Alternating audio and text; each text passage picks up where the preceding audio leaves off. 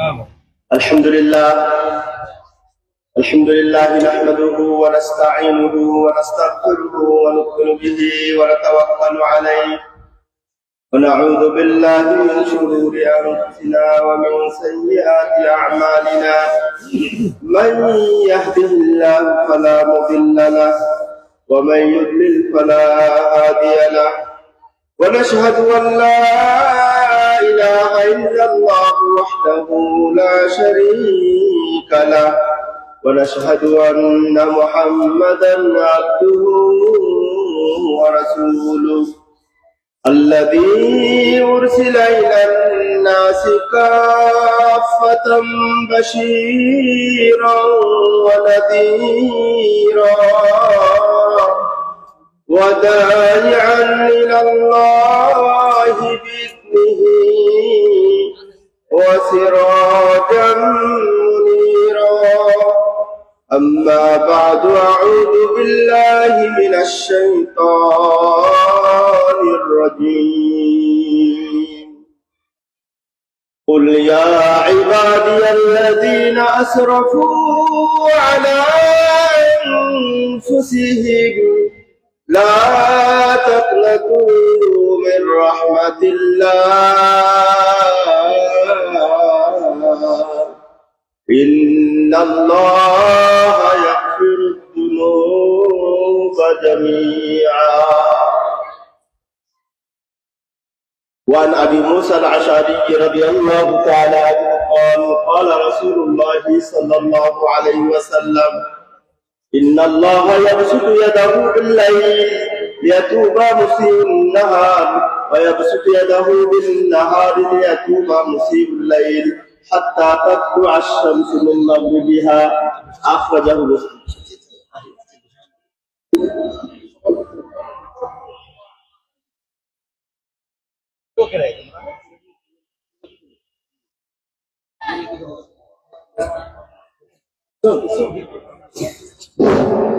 আলহামদুলিল্লাহ আজকে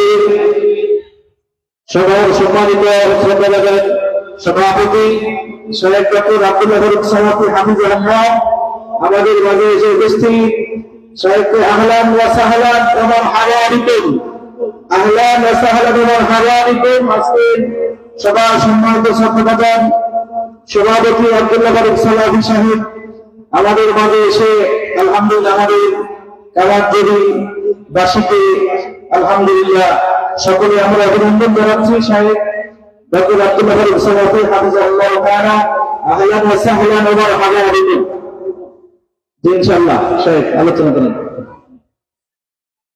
তো আপনারা কেমন আছেন? ভালো আছেন? আলহামদুলিল্লাহ আমরাও ভালো আছি। সময় অত্যন্ত কম, এজন্য কোনো ভূমিকায় যাবে না, ভূমিকা ছাড়াই শুরু করি। এখন ডাইরেক্ট জানে বলে, ডাইরেক্ট তো বুঝি আমরা ডাইরেক্ট। তো আল্লাহর তো প্রশংসা করা লাগবে, এটা তো বাদ দেওয়া যাবে না, নাকি বলেন? আল্লাহ সুবহানাহু ওয়া তাআলার প্রশংসা করছি যে আল্লাহ সুবহানাহু ওয়া তাআলা আমাদেরকে কামারজুরি সালাফিয়া মসজিদ ও মাদ্রাসা কমপ্লেক্সের উদ্যোগে আয়োজিত এত সুন্দর একটি অনুষ্ঠানে আপনাদেরকে আমাদেরকে আসার তৌফিক দিয়েছেন। এই জন্য তারই কৃতজ্ঞতা জ্ঞাপন করছি যে রাব্বে কারীম আমাদেরকে তৌফিক দিয়েছেন। সকলে বলি আলহামদুলিল্লাহ। আমাদের এলাকাতে এই কয়টা লোক নাকি, আমরা তো এলাকায় এই কয়জন নাকি কামারজুরিতে, কাফরা, শরীফপুর, আরে আল্লাহ একবারই লোক এগুলো এসছে। তো আমি বলার উদ্দেশ্য হলো আমাদের এলাকাতে হাজার হাজার লোক না আমরা এলাকাতে দেখেন। সবাই আসতে পেরেছেন? সবাই আসতে পেরেছে না? আল্লাহ যাদেরকে ভালোবেসেছে, আল্লাহ যাদের কল্যাণ চাইছেন, তারাই মাত্র এসে উপস্থিত হতে পেরেছেন। আবারও বলুন আলহামদুলিল্লাহ। আল্লাহ আপনাদেরকে ভালোবাসেন, আপনারা আল্লাহর ভালোবাসার পাত্র, আল্লাহ আপনাদের কল্যাণ দান করবেন। এই জন্য সকল ব্যস্ততা, ব্যবসা বাণিজ্য সব কিছুকে গুটিয়ে ফেলে রেখে চলে এসেছেন কোরআনের আলোচনা শুনতে, সহিহ সুন্নাহর আলোচনা শুনতে, জীবনকে পরিবর্তন করতে, জান্নাত কিভাবে যাওয়া যায় সেই রাস্তা জানতে, জাহান্নাম থেকে কিভাবে বাঁচা যায় সেই রাস্তা জানতে এসেছে, ঠিক না? এরপরে দুরুদ ও সালাম, সালাত ও সালাম আমার নবী, আপনার নবী, দয়াল নবী, রাহমাতুল আলামিন, শফিউল মুযনিবিন মুহাম্মদুর রাসূলুল্লাহ সাল্লাল্লাহু আলাইহি ওয়াসাল্লামের উপর, যে নবী আমাদের প্রত্যেকটি মৌসুমে তার উম্মত কি করবে, কি ছাড়বে, কিভাবে করবে, সব কিছু ডিটেইলস বর্ণনা, দিক নির্দেশনা দিয়ে গেছেন সে নবীর উপরে সালাত ও সালাম। সকলে বলে আল্লাহুম্মা সাল্লি আলাইহি, আল্লাহুম্মা বারিক আলাইহি। অতঃপর কামারজুরি সালাফিয়া মাদ্রাসা কর্তৃক, মসজিদ মাদ্রাসা কর্তৃক আয়োজিত আজকের এই মাহফিলের সম্মানিত সভাপতি, অন্যান্য অতিথিবৃন্দ, সামনে উপস্থিত প্রিয় দিনী ভাইয়েরা, বন্ধুরা, চাচারা, বাবারা, সকলে অন্য জায়গায় বলে শুধু মুসল্লিয়ানিকেরাম ভাইরা বললে হয়ে যায়, কিন্তু এখানে কি সম্ভব? বাপ, চাচা, দাদা সব, তাই না? পর্দা বাংলার মা বোনেরা সকলে ভালো আছেন। আজকে রমজান, এই যে কাল দিন দুদিন পরেই হয়তো আমরা রমজানে ঢুকবো, তো আমরা মাশাআল্লাহ রফিকুল ইসলাম বিপ্লবী সাহেবের বিপ্লবী ভাষণ আলোচনা শুনতেছিলেন। তারপরে আমাদের আছেন ভাইজান, এই যে আমাদের একটা, আমরা যে দাওয়াতি কাজের প্রভাব দেখেছেন, আমার পূর্বে যে আলোচনা করেছেন উনি কিন্তু হানাফি ঘরানা, কিন্তু দেখেছেন কত সুন্দর দলিল ভিত্তিক আলোচনা। এটা আমাদের আলেমরা আমাদের প্রভাব, কারণ জেনেছে যে এদের সাথে টিকতে হলে, এদের ফেস করতে হলে, এদের সামনে যেতে হলে এরকম দলিল ছাড়া চলবে। মাশাআল্লাহ, এরকম আমরা দেখিনি। আমরা তো সারা দেশ ঘুরে বেড়াই, সারা ওয়াজ শুনি, কিন্তু এত দলিল ভিত্তিক আলোচনা আপনাদের শুনিনি। কিন্তু আজকে খুবই ভালো লাগলো, জাযাকুমুল্লাহু খাইরান। এবার রমজানের প্রস্তুতি নিয়ে কথা বলবো। রমজানের প্রস্তুতি, তাই না? আমরা সামনে রমজান আসছে, আল্লাহ বাঁচালে রমজানে রোজা রাখবো, সিয়াম রাখবো, তো এর জন্য প্রস্তুতি দরকার। এত বড় একটা অনুষ্ঠান, এত বড় একটা ইবাদতের যে অনুষ্ঠানটাকে আমরা সেলিব্রেট করব, আমরা উদযাপন করব, তার জন্য প্রস্তুতি দরকার না? এই যে মাহফিলটা বলেন, আমাদের বিবাহ অনুষ্ঠান বলেন, বিভিন্ন ধর্মীয় অনুষ্ঠান বলেন, সেটাকে সফল করতে, সার্থক করতে, সুন্দর করতে কতই না প্রস্তুতি, কতই না পরিশ্রম, কতই না কত কি করি, ঠিক না? তো আমাদের রোজা, সিয়ামের মাস, রোজার মাস, যে মাসে আমাদের গুনাহ মাফ করে আমাদেরকে জান্নাতের ব্যবস্থা করে দিবেন, যে মাসে আল্লাহ সুবহানাহু ওয়া তাআলা জান্নাতের দরজাগুলো আমাদের জন্য খুলে দিবেন, যে মাসে আমাদের জন্য জাহান্নামের দরজাগুলো বন্ধ করে দিবেন, যে মাসে আমাদের রক্ষার্থে আমরা যাতে ভালো থাকি, সুন্দর থাকি, শয়তানের ধোঁকায় না পড়ি, শয়তানের প্ররোচনায় না পড়ি, এর জন্য শয়তানদেরকে শিকলবন্দি করবেন, সেই মাসের জন্য, সেই মানে রমজানের অনুষ্ঠানের জন্য আমাদের প্রস্তুতির দরকার আছে কিনা? আছে। প্রস্তুতি নিয়ে কথা বলবো। প্রস্তুতি নিয়ে কথা বললে তো একাই টেনে দেওয়া যায়, তাই না? একটা প্রস্তুতি নিয়ে কথা বলবো, একটা প্রস্তুতি আর আধা শুরু, একটা প্রস্তুতি আর আধা, তার মানে কয়টা নিয়ে কথা বলবো? দেড়টা ইনশাআল্লাহ। প্রথমত আমরা নিয়তটা ঠিক করতে হবে। নিয়তটা কি করতে হবে? যে আমি আল্লাহ বাঁচালে রমজান মাসে রোজাটা রাখবো ঠিক মতো, আল্লাহ চায় তো তারাবি করবো, কিয়ামুল লাইল করবো, দান সদকা করবো, এই করবো সেই করবো। এই নিয়তটা প্রথমে ঠিক করতে হবে। নিয়ত ঠিক না করলে, নিয়তকে খালিস না করলে, একনিষ্ঠ না করলে, পিউরিফাই না করলে, আপনি যতই সিয়াম পালন করেন, আপনি যতই যাকাত দেন, হজ করেন, দান করেন, সাদকা করেন, কিছুই আল্লাহ সুবহানাহু ওয়া তাআলার নিকটে গ্রহণযোগ্য হবে না। আর এজন্য আল্লাহর নবী সাল্লাল্লাহু আলাইহি ওয়াসাল্লাম একটা হাদিসে আমাদেরকে বলে গেছেন, বুখারীর প্রথম হাদিস, উমর রাদিয়াল্লাহু তাআলা আনহু قال রাসূলুল্লাহ সাল্লাল্লাহু আলাইহি ওয়াসাল্লাম, উমর রাদিয়াল্লাহু তাআলা আনহু বর্ণনা করেছেন, তিনি বলেছেন, নবী সাল্লাল্লাহু আলাইহি ওয়াসাল্লাম বলেছেন, ইন্নামাল আ'মালু বিন্নিয়াত, নিয়ত গুনে উম্মতের নারী পুরুষেরা শোনো, উম্মতের তরুণ তরুণী যুবক যুবতীরা শোনো, ইন্নামাল আ'মালু বিন্নিয়াত, নিয়ত করে আমল কবুল হবে। নিয়ত যদি সহি হয়, পারফেক্ট হয়, বিশুদ্ধ হয়, তাহলে তোমার পরবর্তী যে ইবাদতগুলো আমার জন্য পারফর্ম করছো, আমার জন্য আদায় করছো, সেগুলো কবুল হবে। ওয়া ইন্নামা লিকুল্লি ইমরিইন মা নাওয়া, মানুষ যা নিয়ত করবে সে সেই অনুযায়ী ফল পাবে। যদি আপনি এই ইবাদত দিয়ে আপনি হজ করছেন, এ দিয়ে যদি আপনি মনে করেন আমার রাজনীতি ব্যাকগ্রাউন্ডে একটা পরিচিতি দরকার, হজ দরকার, আপনি যাকাত দিচ্ছেন মনে করছেন, আপনি বিরাট দাতা, এই পরিচিতি দরকার, আপনি হজ করছেন, তারপরে আরো কত ভালো কাজ করছেন, আমার হাজি সাহেব হওয়া দরকার, এই চিন্তা চেতনা যদি করেন, আপনার হজও গেল, টাকাও গেল, শ্রমও গেল, সব বন্ধ হয়ে গেল। কিন্তু যদি আবার মনে করেন না, এগুলো শুধুমাত্র আল্লাহর জন্য করছি, তাহলে সওয়াব হবে ইনশাআল্লাহ, আর এটাই গ্রহণের যোগ্যতা পাবে। আর নিয়ত যদি গড়বড় হয়ে যায়, যত ইবাদত করি কবুল হবে না। তার একটা ঘটনা বলে আমি কোরআন থেকে, এই যে আদা বললাম, এটা আদায় করে দিচ্ছি। তারপরে একটা বিষয়, দেখুন নিয়তের উপরে সবকিছু কবুল এবং প্রত্যাখ্যান হয়। যেমন ব্যাপারে আল্লাহ বলেছেন, আউযু বিল্লাহি মিনাশ শাইতানির রাজীম واتلو عليهم نبأ ابني آدم بالحق إذ قربا قربانا।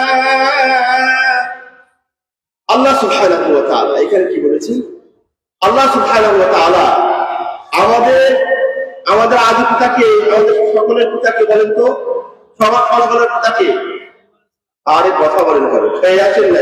আমি কি খেয়েছি? সকলের পিতাকে, আদম আলাইহিস সালামের দুটো ছেলে ছিল, আমাদের ভাই হাবিল আর একজনকে হাবিল কাবিলের ঘটনা এই সূরা মায়দার মধ্যে বলে আমাদেরকে নিয়ত কেমন হতে হবে আর নিয়তের উপরে আমল নির্ভর করবে কবুলিয়াতের ব্যাপারে, সেটার একটা ঘটনা আল্লাহ আমাদেরকে শুনিয়ে দিয়েছেন। বলছেন, নবী তুমি তোমার উম্মতদের জন্য এই আয়াতগুলো তেলাওয়াত করে এই ঘটনাটা জানিয়ে দাও। ওয়াতলু আলাইহিম নাবা ইবনাই আদম বিল হক, ও নবী তুমি তোমার উম্মতের কাছে বনি আদমের দুইজনের সন্তানের ঘটনাটা একটু বড় কথা, সত্য সহকারে, বেশি বাড়াবাড়ি করা যাবে না, অতিরঞ্জন বানানো যাবে না, যেটা যতটুকু হয়েছে সে সত্য সহকারে বলতে হবে।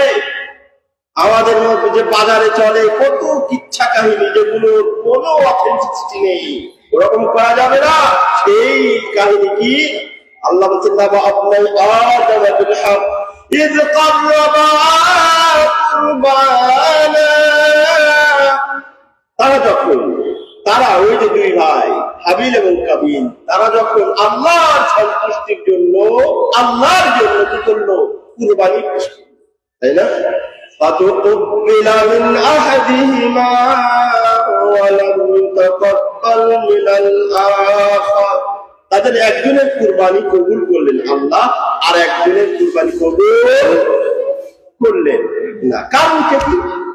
এখানে বলা হয়েছে, ইন্নামা ইয়াতাকাব্বালুল্লাহ। এর আগে একটু ব্যাখ্যা করি, মানে এই যে নিয়তের কথা আমি বলি, আমাদের এখানে এই যে হাবিলের কথা বলা হয়েছে, হাবিল তার ব্যবসা রুজি রুটির মাধ্যম ছিল, ইনকাম, সোর্স অফ ইনকাম ছিল হলো হাবিল। একটা জিনিস বলি, ওই যে ওই যে বিভাগ দেব না, কারণ কুতে কি আছে মনে আছে আপনাদের? ওই ডায়ারটা কুমিল্লার বিভাগ দেবে না, কারণ সেই কি আছে কুতে, কুমিল্লায় কু আছে, এই জন্য বিভাগ দেবে না। সেই একই অবস্থা কাবিলে কু আছে, কাবিলে কি আছে? ক আছে মানে কু আছে মানে খারাপ। আমি ওইটার উপরে একটু শিখাই দিলাম আপনাদেরকে। কাবিল মানে কি? কাবিলে ক আছে মানে খারাপ, তার নিয়ত খারাপ। আর হাবিল ছিল ভালো, হাবিলের সোর্স অফ ইনকাম ছিল জব, শস্য, জব, এইগুলো ইত্যাদি, ঠিক আছে? তো আমাদের এই হাবিল ভালো মানুষ, নিয়ত ভালো, আল্লাহর সন্তুষ্টি চায়, নৈকট্য চায়, জান্নাত চায়, আল্লাহর জন্য নিবেদন করলেন শস্যের মধ্যে হইতে সুন্দর তরতাজা সবচেয়ে উৎকৃষ্ট মানের গম আল্লাহর জন্য কি করলেন নিবেদন করলেন। আর ও যারা ক দিয়ে কে কাবিল বলছে আরে একাই পড়ে গেলাম রে, কিন্তু বড় ঝামেলা। তার সোর্স অফ ইনকাম ছিল গরু ছাগল মোষ ভেড়া এইগুলোর ব্যবসা, বুঝতে পেরেছেন? সে দেখে আপনার কি করলো সবচেয়ে রুগ্ন একেবারে হালকা পাতলা গোশ নেই মরা টাইপের একটা ছাগল আল্লাহর জন্য কুরবানি করলেন। ওর নিয়তটা কি? নিয়তটা সহি না, তো দায় সারা কাজ করছে, এই জন্য কাজটা কবুল করেন না। এই জন্য আল্লাহ বললেন ইন্নামা ইয়াতাকাব্বালুল্লাহু মিনাল মুত্তাকিন। আল্লাহ ইবাদত কবুল করবেন, আল্লাহ তার জন্য নিবেদিত যে সোয়াবের কাজ আমরা করে থাকি, সেটা কুরবানি হোক, নামাজ হোক, রোজা হোক, হজ হোক, যাকাত হোক, যাদের নিয়ত ভালো পরেজগারতার সাথে তাকওয়ার সাথে করেন তাদেরটা কবুল হবে। এটা আমি ভূমিকা বললাম। তাহলে আমাদের এই ঘটনা থেকে কি বুঝলাম বলেন তো? আমাদের সামনে যে রোজা আসছে এটা শুধুমাত্র আল্লাহর সন্তুষ্টির জন্য খরচ। মান সামা রমাদানান ঈমানান ওয়া ইহতিসাবা হতে হবে। আমাদের রোজা পালন হতে হবে ঈমানের সাথে। ঈমান যেটা আমাদের উপরে খরচ করেছেন আল্লাহর বিধান, ঈমান ওয়া ইহতিসাবা। আমি এই রোজা রাখলে আমার জান্নাতে যাওয়ার মাধ্যম, এই রোজা আমাকে গুনাহ মাফ করবে, এই রোজা আমাকে আল্লাহর সন্তুষ্টি আদায় করবে, ইত্যাদি ইত্যাদি। এই চিন্তা চেতনায় রোজা রাখতে হবে। অন্য কোন চিন্তা চেতনা আরে পোড়াদোড়া হয়ে গেছি, এখন যদি রোজা না রাখি তাহলে কেমন হয়, বা আমি এখন দাদা হয়েছি, নানা হয়েছি, শ্বশুর হয়েছি, রোজা না রাখতে কি বলবে, এই ধরনের চিন্তা চেতনা নিজের যদি থাকে যতই রোজা রাখতে কবুল হবে না। এবার চলে যায় আমার আসল পয়েন্টে। তো রোজার প্রস্তুতির কথা বলেছিলাম, তাই না? রোজার প্রস্তুতির মেন যে একটা পয়েন্ট নিয়ে কথা বলবো, আত-তাওবাতুস সাদিকা। রোজা যে আমরা করতে যাচ্ছি, রোজার আগে আমাদের নিট অ্যান্ড ক্লিন হয়ে আসতে হবে, পরিষ্কার পরিচ্ছন্ন ধুয়ে মুছে সব সাফ করে পরিষ্কার করে তারপরে রোজার যাত্রা ঢুকতে হবে। বুঝতে পেরেছেন? আমরা এই যে 11 মাস, বিগত 11 মাস কত পাপ, কত শত হাজার লক্ষ লক্ষ পাপ করেছি। চোখ দিয়ে পাপ করেছি, হাত দিয়ে, নাক দিয়ে, কান দিয়ে, পা দিয়ে, যা কিছু আছে সমানে পাপ করেছি। করে আবার আপনার আমলনামাকে পাপে ভরিয়ে দিয়েছি, অন্তরকে কালো করে ফেলেছি, আমলনামাকে দুর্গন্ধযুক্ত করে ফেলেছি। এরও কিন্তু দলিল আছে মুসলিম শরীফে। আমি অত দলিলে যাচ্ছি না, সময় নেই। তাই ওই যে আপনারা জানেন না, যখন কোন নেক বান্দার নাফসকে কবজ করে আল্লাহর কাছে নিয়ে যায়, তখন মানে আহলুস সামা আসমানবাসীরা কি বলে, আর এত সুগ্রাম নাফস, এই কোন ব্যক্তিরে এত ভালো, এত সৎ, এত নেক। আবার যখন খারাপ, পাপিষ্ঠ, গুনাহগার, অত্যাচারী, জালেম, জিনাকারী, ব্যভিচারী, সুদখোর, ঘুষখোর এই ধরনের মানুষের জান কবজ করে নিয়ে যায়, তখন আহলুস সামা ফেরেশতারা বলে, আরে এই বদবখতের, এই নিকৃষ্ট একেবারে খারাপের বাচ্চা, খারাপ কে বলে না? তাহলে বোঝা যাচ্ছে আমাদের আমলনামা দুর্গন্ধ হয়ে আছে। তো আমরা এইভাবে রোজা রাখতে গেলে হবে না, এটাকে আগে ধুয়ে মুছে সাফ করতে হবে। বলে এই কি করতে হবে? এটাকে আমাদের এই 11 বছর গুনাহকে ধুয়ে মুছে সাফ করতে হবে। তার জন্য দরকার আমি এই রোজার মাসে ঢোকার আগে আমাদেরকে তওবা ইস্তিগফার করতে হবে। কি করতে হবে বলেন তো? যাতে করে আমাদের এই 11 মাসের গুনাহ সব ধুয়ে মুছে সাফ করে আমরা রোজাটা স্টার্ট করতে পারি। ঠিক আছে তো? সেই তওবা করতে হবে। তওবা করতে হবে। তওবার অর্থ কি জানেন? তওবার অর্থ কি? তওবার অর্থ ফিরে আসা, কামব্যাক করা। মানে আপনি যে অন্যায় গুলো করতেন, পাপ গুলো করতেন, আমরা যে অন্যায়, অবিচার, অত্যাচার, নির্যাতন, নিষ্পেষণ, জুলুম, অন্যের অধিকার হরণ ইত্যাদি বিভিন্ন পাপ করতাম, সেগুলো ছেড়ে দিয়ে আল্লাহর পথে, আল্লাহর বিধিবিধান মানার মাধ্যমে, রাসূলের যে নির্দেশ আছে সেগুলো মানার মাধ্যমে, তাদের যে নিষেধ আছে সেগুলো পরিহার করার মাধ্যমে আল্লাহর রাস্তায় ফিরে আসার নাম হলো তওবা। মানে আল্লাহ যে সমস্ত কাজ অপছন্দ করেন, নবী সাল্লাল্লাহু আলাইহি ওয়াসাল্লাম যে সকল কাজ অপছন্দ করেন, সেই সকল কাজ পরিহার করে, পরিত্যাগ রিজেক্ট করে আল্লাহ সুবহানাহু ওয়া তাআলা যে সকল কাজ পছন্দ করেন, নবী সাল্লাল্লাহু আলাইহি ওয়াসাল্লাম যে সকল কাজ করলে সন্তুষ্ট হন, শাফাত করবেন, সেদিকে ফিরে আসার নাম হলো তওবা। তওবা করতে হবে, তওবা। কারণ আউযু বিল্লাহি মিনাশ শাইতানির রাজীম। ইয়া আইয়ুহাল্লাযীনা আমানু তুবু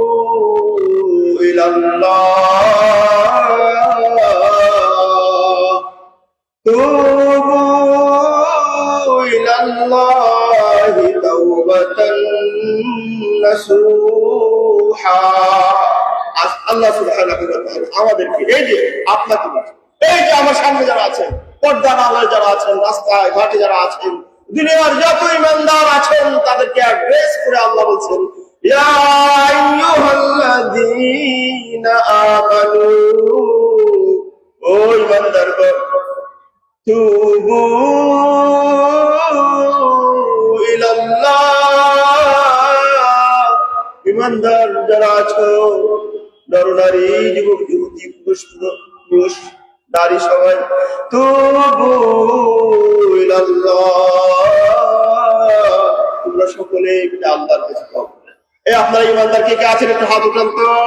ঈমানদার কে কে আছেন হাত উঠান। সবাই তো ঈমানদার, তাই না? তাহলে আল্লাহ আপনাকে বলেছেন, তুবু ইলাল্লাহ, আল্লাহর কাছে তওবা। তওবার কোয়ালিটি কেমন হবে? আল্লাহ তওবা তো করতে বললো, কোয়ালিটি কেমন হবে? আল্লাহ বললেন তাওবাতান নাসুহা, পারফেক্ট, খারাপ মুক্ত, ভেজাল মুক্ত, পিওর, বিশুদ্ধ তওবা হতে হবে। বুঝতে পেরেছে? তাহলে তওবা করতে হবে। বুঝতে পেরেছে? তওবা কেন দরকার? তওবা কেন দরকার? কেন দরকার? আসছি কেন তওবা করবো, কিসে এমন কি গুরুত্ব আছে বুঝার আগে তওবা করে সব সাফ করতে হবে। কেন তওবা দরকার? কারণ আমাদের নবী রাসূলুল্লাহ তওবা করতে। আপনাদের পাপ আছে, এই পাপটা কার কাছে হাত উঠান তো। পাপ কার কার আছে? হাত উঠা আছে, সবার পাপ আছে, তাই না? তাহলে এই পাপ গুলো ধুয়ে মুছে নিঃশেষ করানোর দরকার আছে, মুটিয়ে দেওয়ার দরকার আছে। এটা করতে হবে। আমার আপনার বাবা, ওই যে বাবা দিয়ে শুরু করেছিলাম, আদম আলাইহিস সালাম, তাকে বলা হলো ওয়ালা তাকরাবা হাদিহিশ শাজারাতা ফাতাকুনা মিনাল যালিমিন। আল্লাহ বললেন, ও আদম ও হাওয়া, ওয়ালা তাকরাবা হাদিহিশ শাজারা, তোমরা উভয়ে নিষিদ্ধ গাছের কাছে যেও না। তাহলে কি হয়ে যাবে? জালেম হয়ে যাবে, গুনাহগার হয়ে যাবে, পাপিষ্ঠ হয়ে যাবে। আল্লাহ বলেছেন আমি নাকি। এবার ফাওয়াসওয়াসা ইলাইহিশ শাইতান, ওই যে আল্লাহ বলে দিয়েছেন, এই যে ওনারা আর যাচ্ছেন না, কে কে যাচ্ছেন না? কে কে যাচ্ছেন না? আদম হাওয়া। এবার ফাওয়াসওয়াসা ইলাইহিশ শাইতান, শয়তান ওয়াসওয়াসা দিতে শুরু করেছে। কাল বলল, ইয়া আদম, ও আদম, হাল আদুল্লুকা আলা শাজারাতিল খুলদি ওয়া মুলকিন লা ইয়াবলা। বললেন, ও আদম, আমি কি তোমার এমন একটা রাজত্বের কথা বলবো না, এমন একটা গাছের কথা বলবো না, ওই গাছের ফল খেলে সেখানে গেলে তোমার এই যে রাজত্ব দেখছো, এটা পার্মানেন্ট হয়ে যাবে, আর তোমার হাত ছাড়া হবে না। সবাই তো পার্মানেন্ট জিনিস চায়, একা করতে চায়। বাবাও তো সেই চিন্তা করলেন, শয়তানের ধোঁকায় পড়ে খেয়ে নিলেন ফল। আল্লাহ বললেন, এখান থেকে get out from here, get out, Adam Hawa, get out. You have no authority to stay here. এখানে বসবাস করা অধিকার হারিয়েছো। তোমার নিষেধ করেছিলাম, আমার নিষেধকে অমান্য করেছো, অতএব তোমার এখানে আর বসবাস করা, থাকার অধিকার নেই। গেট আউট, এখান থেকে চলে যাও, দুনিয়ায় আসবো। এবার তো বাবা ওই যে একটা আল্লাহর অবাধ্য হয়েছে হুকুমে। এবার টেনশন, ডিপ্রেশন, দুশ্চিন্তা, কি করে আমি আল্লাহর যে অবাধ্য হয়েছি, এই যে অন্যায়টা করেছি, এইটা কিভাবে মিটানো যায়, এভাবে কিভাবে মিশানো যায়। আমাদের আছে নাকি অন্যায়? জীবনে আছে অন্যায়, অবাধ্যতা আছে, পাপ আছে, আছে নাকি এখন? তাহলে আমাদের ওই বাবা যা করেছিলেন তাই করতে হবে। বাবা ডিপ্রেশন, দুশ্চিন্তায় ভুগছে। এবার আল্লাহ তো সব দেখছেন, জানছেন। এবার আল্লাহ চাইলেন যে আদম গুনাহ থেকে, অন্যায় থেকে, এটা গুনাহ বলছেন, আমি না, তার দলিল দিচ্ছি।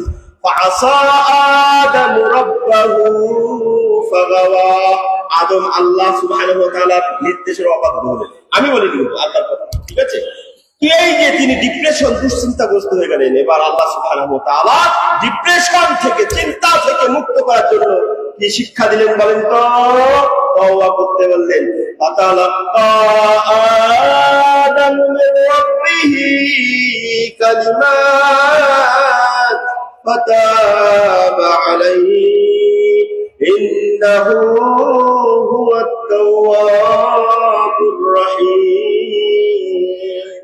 আল্লাহ সুবহানাহু ওয়া তাআলা বলেন, এই যে দুরবস্থা দেখে, দুঃখ মানে দুশ্চিন্তা, টেনশন, ডিপ্রেশন অবস্থা দেখে আল্লাহ আমাদের বাবা আদমকে বললেন, এই যে কিছু সেন্টেন্স তোমাকে শিক্ষা দিচ্ছি, এই সেন্টেন্স পড়ো, এগুলো দ্বারা আল্লাহর কাছে তওবা করো, তাহলে তিনি সব ক্ষমা করে দিলেন। আর বাবা তাই করলেন। সেগুলো, সেই কালিমাগুলো কি, যেগুলো দিয়ে তওবা করেছিলেন, সেগুলো কি আমরা সবাই জানি না?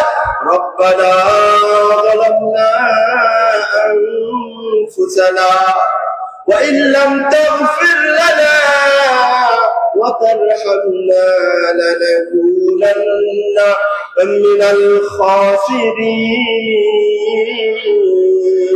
আল্লাহ সুবহানাহু ওয়া তাআলা এই শব্দগুলো, সেন্টেন্সগুলো, বাক্যগুলো শিখালেন, বললেন আদম তুমি এইগুলো পড়ো। সেগুলো কি? এই যে বলছেন রব্বানা, বাবা আদম বলছে রব্বানা, ও আল্লাহ, যালামনা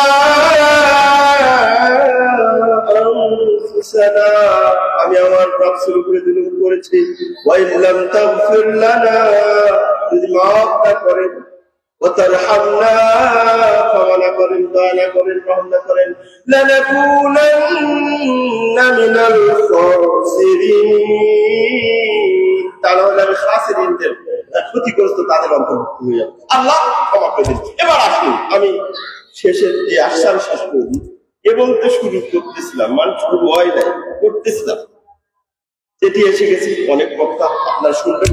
এবার কেন তওবা করো? তওবা করলে লাভ কি? আমি কেবল শুরু করতেছিলাম, তাই না? তওবা করলে লাভ কি শুনবেন?